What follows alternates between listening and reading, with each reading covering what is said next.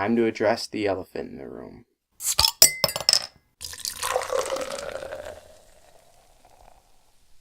Hey guys, Sean here from the Everyday Aficionados, and today I believe we have our first beer from Rushing Duck out of New York. This is their War Elephant Double IPA.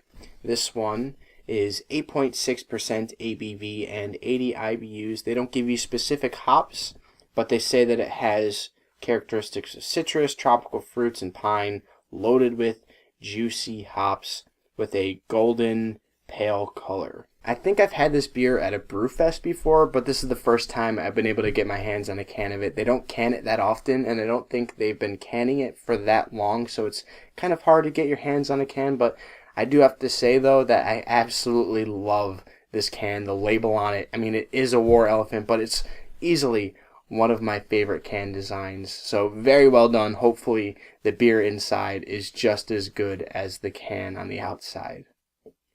Definitely sweeter smelling.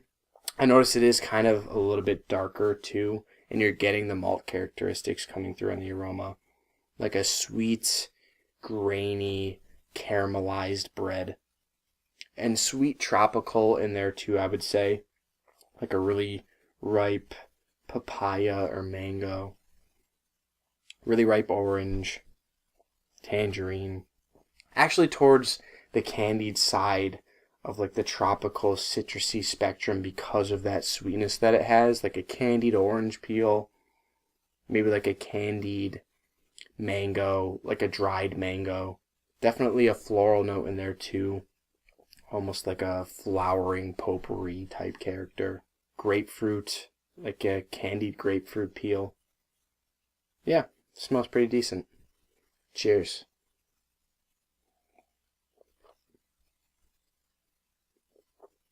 Yeah, definitely on the sweeter side in the taste too.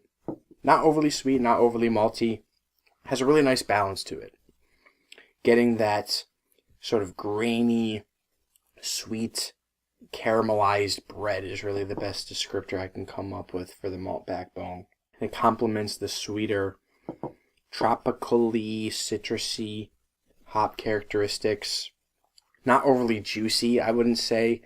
It's much more towards like candied orange peel, candied grapefruit peel, maybe like a dried mango or like a dried pineapple, kind of like those dried sweet fruits that you get in the mixed bags. I would say that I do get a bit of a grapefruit juiciness coming through, and definitely pine towards the back end, and a nice like clean flowering pine note.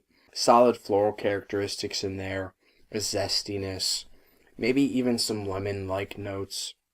Definitely towards the citrusy end of the spectrum with this beer. Middle of the mouth, I'm starting to notice a little bit more of like an overly ripe tropical character.